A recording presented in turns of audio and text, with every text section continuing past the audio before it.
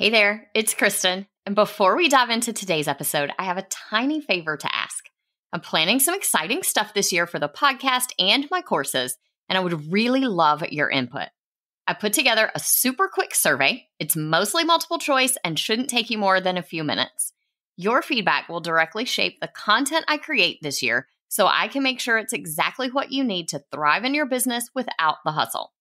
Because I know your time is precious, everyone who completes the survey gets entered into a giveaway where 2 lucky winners will get a $50 gift card to Amazon or Target, your choice. It's just a little thank you for helping me make this year on the show the best yet. Head over to kristendoyle.co/survey, or you can find the link in the show notes. The giveaway ends on April 14th, so don't wait too long. Hey y'all, and welcome to another episode of The Savvy Teacher Seller. Today, I had the pleasure of chatting with the Pinterest queen herself, Kate All, about what is working on Pinterest for TPT sellers right now. If you're not familiar with her, Kate is the founder of Simple Pin Media, and let me tell you, when it comes to Pinterest, she really knows her stuff. She has almost 10 years of experience managing Pinterest accounts, and over that time, she's helped over 1,000 clients make more sales, get more website traffic, and grow their email lists through Pinterest marketing. Now, I know some of you might be thinking, didn't Pinterest die in 2019? And I have felt that way too. But Kate is here to explain why Pinterest is still worth our time in 2023.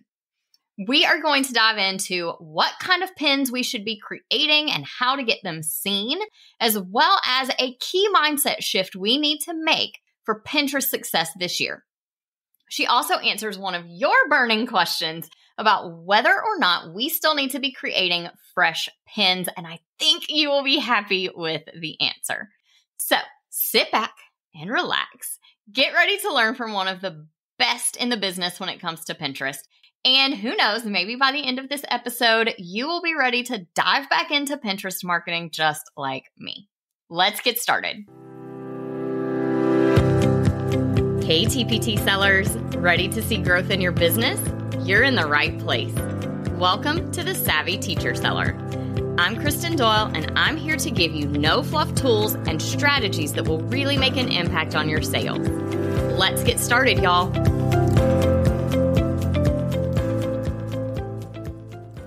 Hi, Kate. Welcome to the show. Thank you so much for being here.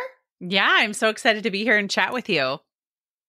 Me too. Well, before we dive all into Pinterest and what it can do for TPT sellers today, even in 2023, tell us just a little bit kind of about how you got to where you are and what kinds of things you do for.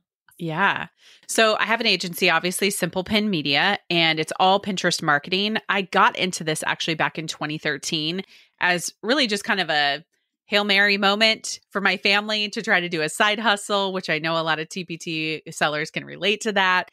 And I just dove in and said, hey, let's see if this whole Pinterest marketing thing can work, because people were moving away from Facebook at the time. And what we discovered was that Pinterest is a super powerful traffic driver, but it also has a totally different ecosystem than all the other socials. And so I spent the last 9 years working with clients as well as selling like DIY products for people to do Pinterest marketing on their own, with the entire goal of, I don't want Pinterest to be overwhelming for you. I want it to be something that can be easily added into your business so that it can add another arm of traffic or sales or leads that come into your business without spending all the time that you would spend like on Instagram or the other platforms. Yes. And I love that Pinterest functions a little more like a search engine and a little less like a social media platform. Yeah. Because I am definitely all about the things that last longer. Not those things that have a shelf life of a few hours and only see, a tiny fraction of your audience. So I am really excited to dive back into Pinterest. I know I was sharing with you earlier, I have definitely fallen off the Pinterest wagon a little bit. And so I'm excited to dive back in. But I know one of the biggest questions that we as teacher sellers have kind of collectively had is Pinterest even still worth my time? Because for the longest time, it was amazing for driving traffic to our blogs, to our products. And then it kind of just stopped being amazing. A lot of us, our traffic kind of cut in half or even more. And so we're wondering, is it still worthwhile now? And what do we need to be doing different? Great question, and one that I get often, right? So I'll say there's kind of two things that you want to be thinking about is one, you have to always go back to your data. You always have to look at what do the numbers tell you when you look at all social traffic drivers. And one of the things we know is that new platforms come on the scene. TikTok is a great example where people were like exploding in followers and they were getting all these engagement. And then the more people that use it, we start to see that truncated and pulled back by the platforms, right? Because they eventually make way for ads and spend and all these different ways that they do algorithms, right? So we look at Pinterest over the last couple of years, what we've seen is high pandemic growth and then high implementation of short form video, because that's capturing what the trend is within the industry. So with that, we had the introduction of idea pins, which pulled back on a lot of the traffic for people, which felt frustrating, right? Like I don't want to diminish that at all. But I think one of the things I actually recorded a podcast just today that's don't jump ship on Pinterest just yet. And talking about my story of kind of at the end of 2022, looking at everything and saying, this is so frustrating. It's so overwhelming. We're just done with all these things. But then in January, when I came up for air and I pulled all the numbers from the year, Pinterest is still my number one. And for our company specifically, we sell digital products too. I look at Google, Pinterest, and then now we're looking into YouTube as really great places for education, which do still drive traffic. And then I put Instagram, TikTok, and Facebook in these buckets that drive engagement metrics. So often we say Pinterest is a library, Instagram is a bar. You have to approach them totally different. You approach Instagram, you're looking for engagement. But when we pulled our data and looked at all the traffic, Instagram, it was like way down the list, right? But it makes us feel good. It makes us feel like we're doing something. But actually, when we pulled back the curtain just last week, we said, we've been creating short form video for Instagram. Why are we doing that? Why are we jumping through all these hoops for literally nothing? And we went to Pinterest and said, we're going to start engaging with short form content. We know links on idea pins are coming. We did see our traffic go in half too over 2022, but we're just starting to essentially, and this kind of will wrap it up and put a bow on it, is look at your data, make an informed decision about where your people are, where they're searching, and know it might not feel good and it might not continue to happen overnight. And I think sometimes and I admitted this in the podcast, like I fell for the Instagram trap. And when we looked at the hours we were spending, we were 10 to 12 a week on Instagram, 2 to 3 on Pinterest. And when you looked at the traffic numbers, it was completely flopped. I was like, what? So, and all that to say, like, I think 2023 with the introduction of idea pin links, with the introduction of several e-commerce features coming down the pike, it is definitely not a time to give up on Pinterest, but it's definitely a time for a reframing of our attitude about it. I love that approach. And when you think about it, I compared Pinterest to more of a search engine. You compared it to a library. SEO is the same way. These aren't overnight fixes, but in the long run, the things that we do when it comes to a search engine of any kind, the things that we do last so much longer than those little blips of engagement, the fun stuff that we get off of Instagram. And not that that's not important. Yeah. I think it's really important to connect with your audience and get to know them and have that fun stuff. But the education still has to be there. And those valuable resources for people that we're trying to send them to are a big piece as well. So yeah, I love your analogy of the library and the bar. So perfect. So when it comes to what is working right now, I know idea pins are coming, maybe even by the time this episode is out. Do you know when those are coming? I haven't heard a date. I don't. I always think it's actually around this time into February, beginning of March. That's when Pinterest adds most of the features into new things that they're going to do. That's historically what we've seen.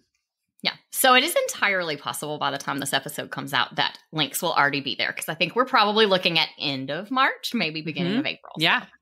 So definitely possible that those would be there. I can already imagine ways that I could repurpose some of those Instagram reels that I've made and use them as idea pins. But what are you seeing? What are you seeing that works for TPT sellers right now?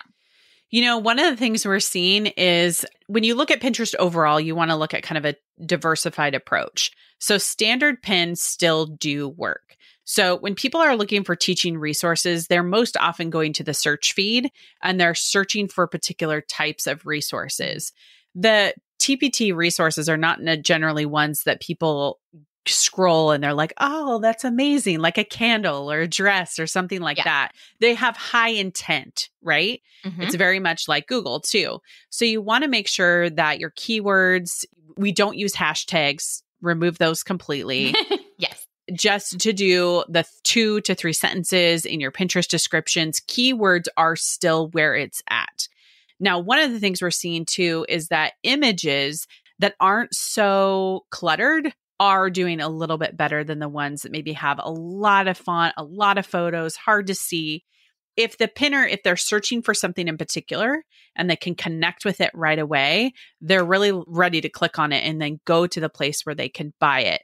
We're definitely finding the seasonality, as teachers know. There's times when people search for things. There's times when they don't search for things. So looking at the high times and the low times of when you're getting traffic from Pinterest definitely helps. You want to maybe do more pins during that time. We're also finding that this is a tough one, but I would say those who do have websites tend to get more engagement because they can pin from 2 places. So it's almost like you have the blog post to warm people up instead of just sending straight to the listing.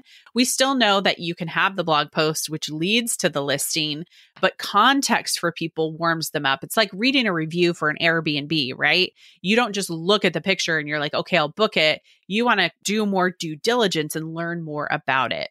So anytime you can have a content arm, it definitely is doing better for people than those that don't have a content arm. Then when it comes to idea pins, we are finding actually that the face and the voice are doing well, which is something that we would not have said a year and a half ago. We would said, don't put your face, maybe do, a flat lay where you're just like going through it or whatever. But now if you're doing your face and you're making it about the educational element, you're not making it about your day, those are getting pretty good engagement. So that's just something to be thinking about. We know not everybody likes video, but Pinterest is saying they are really liking that short form video and putting that, prioritizing that. Well, and I think at this point, we probably all need to try our hardest to get used to being on video. Yes. It was not my favorite thing for a long time either, but I've gotten used to it. Yep. Because that is just kind of where people are in general. We like to watch a video. We like to see things visually a lot more than we like to read. So yep. When it comes to products, what are your recommendations about pinning to our own website versus pinning to TPT? I know a lot of us are a little frustrated with a change that happened. I feel like it's been a couple of years now, where if I pin from my shop on TPT, it will say that TPT is the pinner, or it will look like TPT is the pinner because it's going to their website. What are your thoughts around that? Yeah, so I haven't looked at that lately to see if it still says that, so I can't confirm any of that. But I would say it's very similar to what we saw with Etsy. Pinterest is definitely making a big play for e-commerce elements, right? And that goes with people who are self-hosted, right? So we definitely see that being the winner. So when it comes to pinning on Etsy or pinning on TPT, it is going to be second, right? Like it's not going to be, I don't think distribution is less, but I think the integrations are not as superior, if that makes sense. So I think if anybody has, like I just said, a website first, pin there for sure. And then you can also play around with pinning directly to your shop listing and you can see which outperforms the other. But I always think, hands down, I kind of can't refute this because we've seen with so many of our clients, whether it is in the TPT space or any type of seller space, if you have content that goes along with a listing, you will do far better than if you just send directly to that TPT portion. So I guess I would say those who are in the boat of not having a website yet and only pinning to the Teachers Pay Teachers site, what you're going to want to do is have a really great Pinterest image, because that's going to be the thing that hooks people in. And then second, really nail it with the keywords, because you want to hook people in and get them there. What they do when they get there, that's a little bit tougher, right? Like they might get to TPT and be like, oh, where am I? I don't know. I'm not familiar with this, things like that. So that obviously you can't control. But you can control these pieces of getting really great images. And what we tell people too is there is a look to teachers pay teachers images that tends to kind of they all kind of look a little bit similar. Not all of them, but you want to kind of see if you can look a little bit different, like stand apart if you can. So search what resource it is that you sell on Pinterest and see what the sea of Pinterest pins looks like, and kind of try to look just a tiny bit different. And I would say maybe even look to creating some very different images that don't look like your product cover. Because I know a lot of people will just pin their product cover because that's easy. But if you're really working on it, then maybe we try coming up with some new images that don't look like a product cover. Yes. Something that's going to be a little more eye-catching. 100%. And I always encourage everyone to try and make even your product cover stand out from everyone else's, because there is just a sea of results. Whether it's on TPT search or on somewhere like Pinterest, just a sea of results, and trying to make yours stand out and be a little bit unique and different definitely can help grab some attention. For sure. What about fresh pins? I know that was a big thing for a while. We needed fresh pins for everything. Do we still need to focus on that? No, it's one of those ones that wonderful. I know, right? The best news. I know. So really the fresh pin thing came in 2019, and it kind of took on a life of its own, and it has not died a death yet. And really what you want to focus on is the very first pin you pin to Pinterest. It just needs to go to a board that is keyword matched. So if you're talking about reading resources and it's a pin with keyword like reading resources, the algorithm reads all of that and it wants to know how to categorize it. And a lot of people, when it came to this fresh pin idea, thought, well, if I can just create multiple images, let's say I have one listing on TPT, if I can create 20, 30, 40 different images, those will all look like fresh, different images. Well, we found that actually didn't increase performance. It really didn't do anything but waste your time. So we tell people try 2 to 3. And what that does is it allows you to drill down on the image that's getting the most engagement, and you can rinse and repeat for another listing and another listing. Now, this doesn't mean you can't pin your pin again. We have seen some pins that have pinned 2, 3, 4 times. Those second, third, or fourth pins get more engagement than the first sometimes. It's not always the norm, but you can just put the fresh pin thing out of your mind, especially because it doesn't really work anymore. Well, that is good to know. I know everyone is going to be happy to hear that for sure, because it is so much work. Oh, so much work. And, here's the thing that I want to say is there are definite elements to any algorithm on any social platform, but we find that Pinterest has less gotcha moments. Like they obviously don't want you to pin 100 times a day because it looks like spamming. But if you pin a pin twice, it's not like a deal breaker, right? You're not going to get zinged for it. They don't want you to write things like click here, but I think that's pretty much for every platform. They don't want you to write click here, right? Yeah. So other than that, there's not a lot of holes, if you will, that you could step in to ruin what you're doing. And I find that people approach Pinterest with this idea of, Instagram puts out an update every Thursday, right? Of what you should do, and we're jumping through hoops. Yes. Pinterest doesn't have the hoops, right? Like they do have some, but they're not as many that change every single week. It's not like we hear from Instagram, we're going to do reels this week, and then next week it's photo, and then it feels very jarring. Pinterest, one, doesn't put out those types of news flash pieces. And then two, the algorithm pretty much works the same as it has for several years. It's just tweaked and keywords are prioritized and things are changed. So in that sense, just kind of, it's the relaxing place to market. It's not the like, oh my gosh, am I doing this right or this right? Or, it's if you're writing great descriptions that sound like a human for the human that's going to be engaging on the other side, that's a great start. I love that. And that's another thing my audience will recognize, because I always tell them when it comes to SEO, the same thing. You write for people first. Yes. All the other things are important and good, but not if it's not going to be written well for people. Yep. I love that.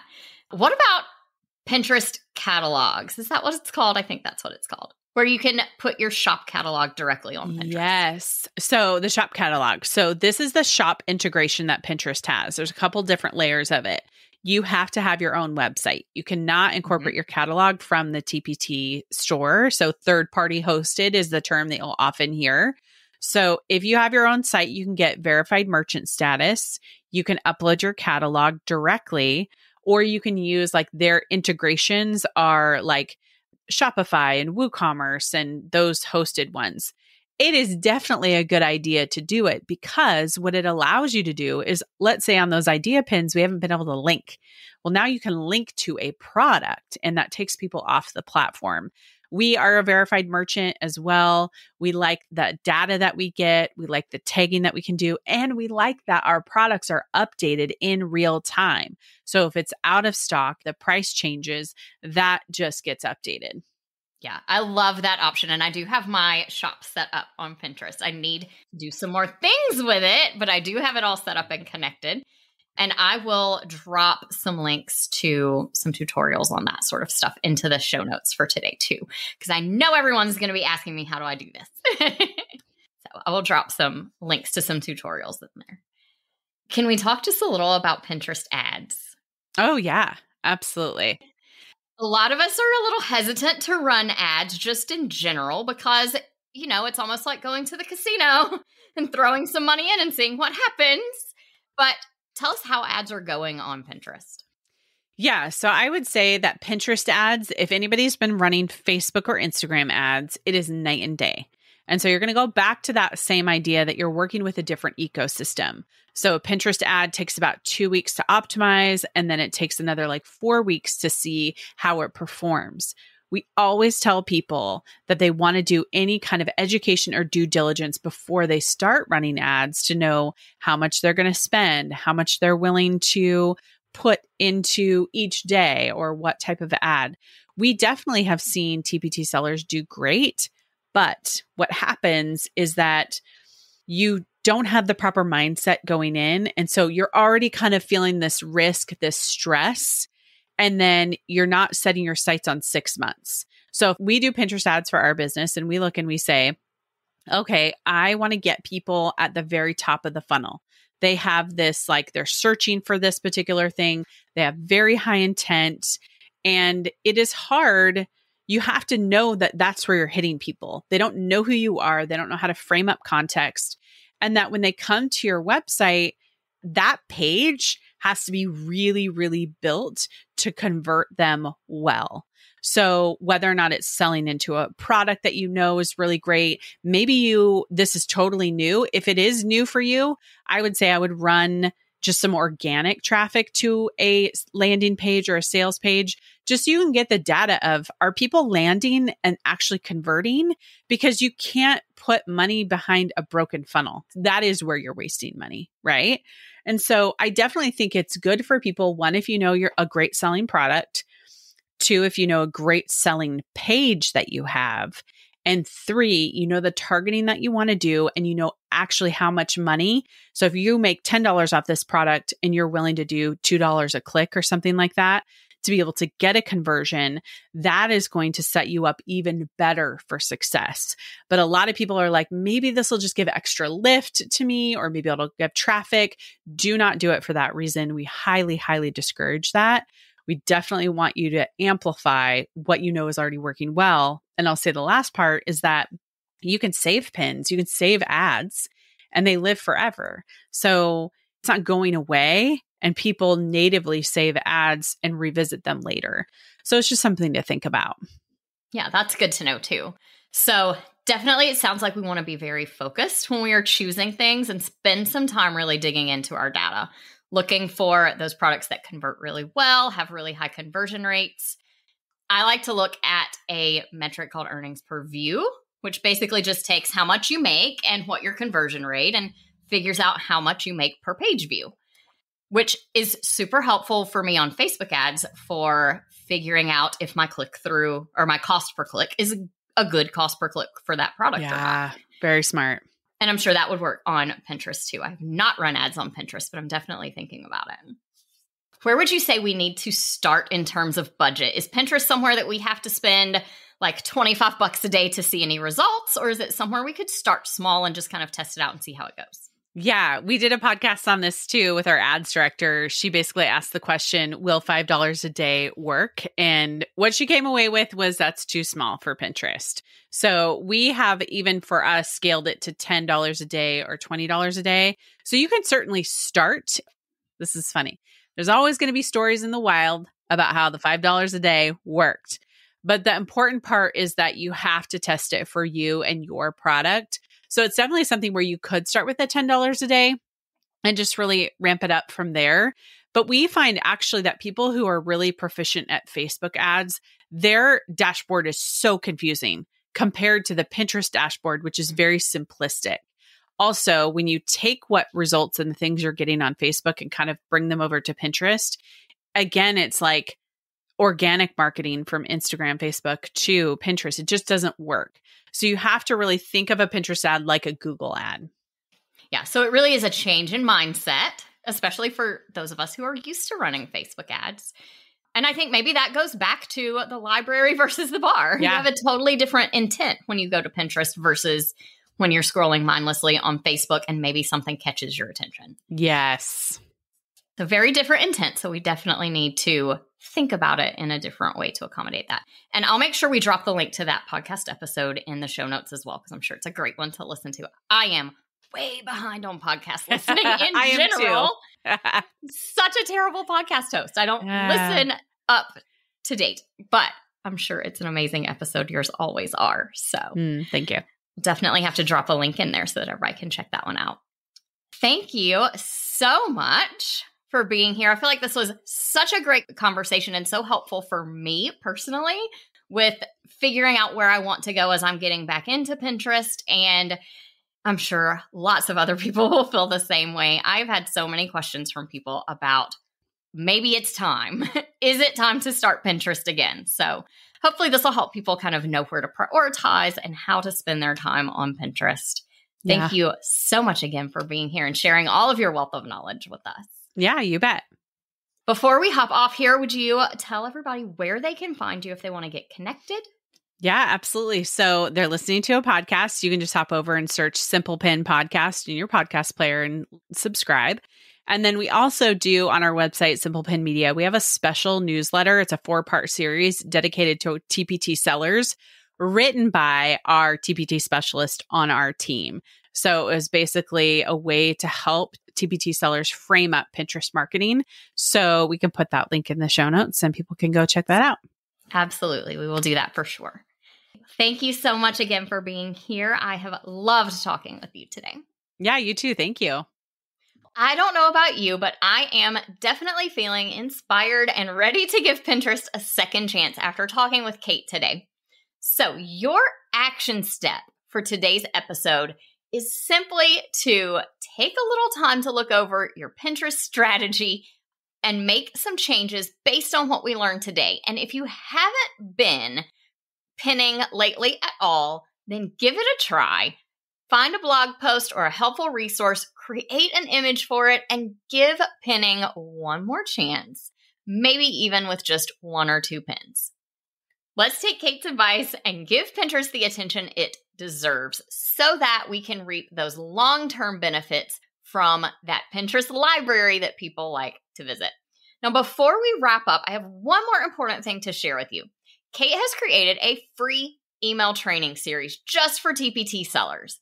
Now, as someone who's taken that training myself, I can tell you it is packed with valuable information and insights from someone who is seeing Pinterest success with clients in our niche now. So if you're looking to up your Pinterest game, head to the link in the show notes to sign up for Kate's free email training series. Trust me, you do not want to miss it.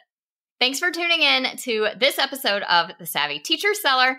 I hope you learned something new today and you're feeling inspired to take some action and grow your business. I'll talk to you soon. I hope you enjoyed today's episode.